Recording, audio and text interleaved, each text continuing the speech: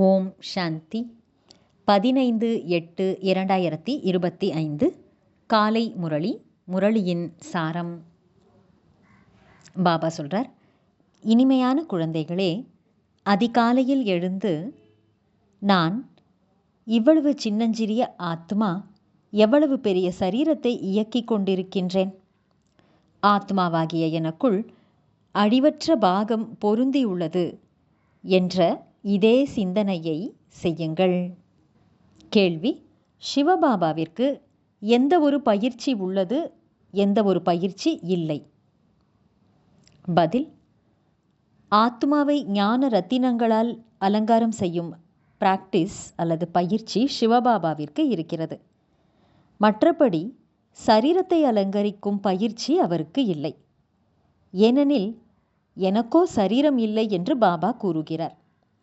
நான் இவருடைய சரீரத்தை வாடகைக்கு எடுத்து வந்திருக்கின்றேன். இருந்தாலும் இந்த சரீரத்தின் அலங்காரத்தை இந்த ஆத்மா, பிரம்மா பாபாவின் ஆத்மா சுயம் தானே செய்து கொள்ளுகிறார். நான் செய்வதில்லை. நானோ சதா அசரீரியாக இருக்கிறேன் என்று சிவபாபா கூறுகின்றார். பாடல்: உலகமே மாறினாலும் நாங்கள் மாறமாட்டோம். ஓம் சாந்தி. குழந்தைகள், இந்த பாடலை கேட்டீர்கள். யார் கேட்டார்கள்? ஆத்மா இந்த உடலில் உள்ள காதுகளின் மூலம் கேட்டது. ஆத்மா எவ்வளவு சிறியதாக உள்ளது என்பது குழந்தைகளுக்கும் தெரிய வந்துள்ளது. அந்த ஆத்மா இந்த சரீரத்தில் இல்லை என்றால் பிறகு சரீரம் எதற்கும் பயனில்லாமல் போய்விடும். எவ்வளவு சிறிய ஆத்மாவின் ஆதாரத்தில் இந்த எவ்வளவு பெரிய உடல் இயங்குகிறது. இந்த ரதத்தில் வீற்றிருக்கும் ஆத்மா என்பது என்ன என்று உலகத்தில் யாருக்குமே தெரியாது. அக்கால மூர்த்தியான அழிவற்ற ஆத்மாவின் பீடம் இதுவாகும். குழந்தைகளுக்கும் இந்த ஞானம் கிடைக்கிறது. எவ்வளவு ரமணீகரமான இரகசியங்களுடன் கூடியதாக இந்த ஞானம் இருக்கிறது. இப்பேற்பட்ட ஏதாவது இரகசியங்களுடன் கூடிய விஷயம் கூறப்படும் பொழுது சிந்தனை எழுகிறது. குழந்தைகளாகிய உங்களுக்கும் கூட இதே சிந்தனை ஓடுகிறது. இவ்வளவு சிறிய ஆத்மாவுக்குள் இவ்வளவு சிறிய ஆத்மா இவ்வளவு பெரிய சரீரத்தில் உள்ளது. ஆத்மாவில் 84 பிறவிகளின் பாகம் பொருந்தியுள்ளது. சரீரமோ அழிந்து போய்விடுகிறது. மற்றபடி ஆத்மா இருக்கிறது. இது மிகவுமே சிந்தித்து பார்க்க வேண்டிய விஷயமாகும். அதிகாலையில் எழுந்து இந்த சிந்தனை செய்ய வேண்டும். ஆத்மா எவ்வளவு சின்னஞ்சிறியது, அதற்கு அழிவற்ற பாகம் கிடைத்துள்ளது என்ற நினைவு குழந்தைகளிடம் இருக்கிறது. நான் ஆத்மா எவ்வளவு அதிசயமானவன் ஆவேன். இது புதிய ஞானமாகும். இந்த ஞானம் உலகத்தில் யாருக்குமே கிடையாது. தந்தைதான் வந்து கூறுகின்றார். அதை நினைவு செய்ய வேண்டியுள்ளது. நாம் எவ்வளவு சிறிய ஆத்மா ஆவோம். எப்படி பாகம் ஏற்று நடிக்கிறோம். சரீரம் 5 தத்துவங்களால் அமைகிறது. சிவபாபாவின் ஆத்மா எப்படி வருகிறார் மற்றும் போகிறார் என்பது பாபாவிற்கு தெரியுமா என்ன? எப்பொழுதுமே இவருக்குள் இருக்கிறார் என்பதும் அல்ல. எனவே இதே சிந்தனை செய்ய வேண்டும். குழந்தைகளாகிய உங்களுக்கு தந்தை எப்பேற்பட்ட ஞானத்தை அளிக்கின்றார் என்றால் இது ஒருபொழுதும் யாருக்கும் கிடைக்க முடியாது. உண்மையில் இந்த ஞானம் இவருடைய ஆத்மாவில் இல்லை என்பதை நீங்கள் அறிவீர்கள். மற்ற சத்சங்கங்களில் இது போன்ற விஷயங்கள் பற்றி யாருடைய சிந்தனையிலும் இருப்பதில்லை. ஆத்மா மற்றும் பரமாத்மா பற்றிய ஞானம் சிறிதளவும் அவர்களுக்கு இல்லை. நான் ஆத்மா சரீரத்தின் மூலமாக இவருக்கு மந்திரம் கொடுக்கிறேன் என்று எந்த ஒரு சாது சந்நியாசி ஆகியோர் நினைப்பார்களா என்ன? ஆத்மா சரீரத்தின் மூலமாக சாஸ்திரங்களை படிக்கின்றார்.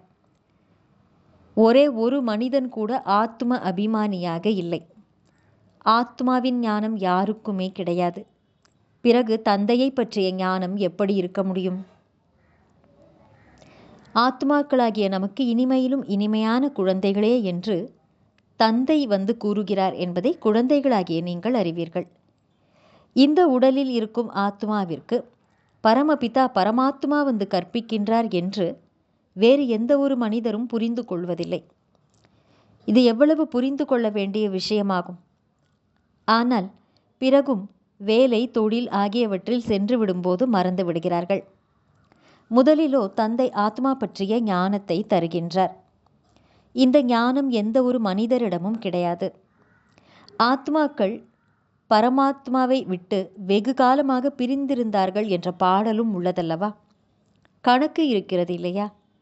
ஆத்மாதான் சரீரத்தின் மூலமாக பேசுகிறது என்று குழந்தைகளாகிய நீங்கள் அறிவீர்கள். ஆத்மாதான் சரீரத்தின் மூலமாக நல்லது அல்லது கெட்டது என்ற காரியங்களை செய்கிறது. தந்தை வந்து ஆத்மாக்களை எவ்வளவு அழகாக ஆக்குகின்றார். முதலிலோ ஆத்மா என்றால் என்ன, ஆத்மா இந்த சரீரத்தின் மூலமாக கேட்கிறது என்று அதிகாலை எழுந்து இதே பயிற்சியை செய்ய வேண்டும் அல்லது சிந்தனை செய்ய வேண்டும் என்று தந்தை கூறுகிறார். ஆத்மாவின் தந்தை பரமபிதா பரமாத்மா ஆவார். அவரை பதீத பாவனர், ஞானக்கடல் என்று கூறுகிறார்கள். நல்லது. தாரணைக்கான முக்கியமான சாரம். 1. எப்படி தந்தை இனிமையானவராக இருக்கின்றாரோ அதே போல இனிமையானவராக ஆகி அனைவருக்கும் சுகமளிக்க வேண்டும். எந்த ஒரு முறையற்ற செயலையும் செய்யக்கூடாது. உத்தமத்திலும் உத்தமமான நன்மையின் காரியத்தையே செய்ய வேண்டும். 2. சோழிகளுக்கு பின்னால் குழம்பி போய்விடக்கூடாது. புருஷார்த்தம் செய்து தங்கள் வாழ்க்கையை வைரம் போல ஆக்கிக் கொள்ள வேண்டும். கவனக்குறைவாக இருந்து தவறு செய்துவிடக்கூடாது. வரதானம். நிச்சயம் அல்லது நம்பிக்கை என்ற காலை உறுதியாக வைக்கக்கூடிய சதா நிச்சய புத்தி மற்றும் நிச்சிந்தையானவர், கவலையற்றவர் ஆகுக. நிச்சயம் அதாவது நம்பிக்கை என்ற கால்களை உறுதியாக வைக்கக்கூடிய சதா நிச்சய புத்தி உள்ள கவலையற்றவர் ஆகுக. விளக்கம். அனைத்தையும் விட மிக பெரிய நோய் கவலை என்பதாகும். இதற்கான மருந்து மருத்துவர்களிடம் இல்லை. கவலைப்படுபவர்கள் எவ்வளவுதான் பிராப்திகளின் பின்னால் ஓடினாலும் பிராப்தியானது அவர்களுக்கு முன்னால் ஓடிக்கொண்டே இருக்கும். எனவே நிச்சயம் என்ற கால் சதா உறுதியாக இருக்க வேண்டும். சதா ஒரே பலம், ஒரே நம்பிக்கை என்ற கால் உறுதியாக இருந்தால் வெற்றி உறுதியாக கிடைக்கும். உறுதியான வெற்றியாளர்கள் சதா கவலையற்று இருப்பார்கள். மாயை நிச்சயம் அல்லது நம்பிக்கை என்ற கால்களை அசைப்பதற்காகவே விதவிதமான ரூபத்தில் வருகிறது. ஆனால் மாயை அசைந்து விட வேண்டும். உங்களுடைய நம்பிக்கை என்ற கால்கள் அசையவில்லை என்றால் கவலையற்றவர் என்ற வரதானம் உங்களுக்கு கிடைத்துவிடும். ஸ்லோகன். ஒவ்வொருவரின் விசேஷத்தன்மையை பார்த்து கொண்டே இருந்தீர்கள் என்றால் நீங்கள் விசேஷமான ஆத்மா ஆகிவிடுவீர்கள். நல்லது. இனிமையிலும் இனிமையான, காணாமல் போய் வெகு காலம் கழித்து தேடி கண்டெடுக்கப்பட்டுள்ள செல்லமான குழந்தைகளுக்கு தாயும் தந்தையுமான பாப்தாதாவின் அன்பான நினைவுகள் மற்றும் காலை வணக்கம். ஆன்மீக குழந்தைகளுக்கு ஆன்மீக தந்தையின் நமஸ்காரம். ஆன்மீக தந்தைக்கு ஆன்மீக குழந்தைகளின் நமஸ்காரம். அவ்யக்த சமிக்கை. சகஜயோகி ஆக வேண்டுமென்றால் பரமாத்மா அன்பின் அனுபவம் நிறைந்தவர் ஆகுங்கள். கோபியர்களாகிய உங்களுடைய சரித்திரத்தில் சர்வ சம்பந்தத்தின் சுகம் தந்தையிடமிருந்து அடைபவர்கள் மற்றும் மூழ்கி இருப்பவர்கள், அதாவது சர்வ சம்பந்தத்தின் அன்பில் மூழ்கி இருப்பவர்கள் என்று பாடப்பட்டுள்ளது. மிகவும் அன்பானவர்களை சந்திக்கும் பொழுது அந்த அன்பான சந்திப்பில் இந்த வார்த்தை தான் இருக்கும். ஒருவருக்கொருவர் அவர்கள் கலந்து விட்டனர் அல்லது இருவருமே ஒன்றாகிவிட்டனர் என்று கூறுவார்கள். ஆக நீங்கள் தந்தையின் அன்பில் மூழ்கி விட்டீர்கள் என்றால் தந்தையின் சொரூபமாகவே ஆகிவிட்டீர்கள் என்று பொருள். நல்லது. ஓம் சாந்தி.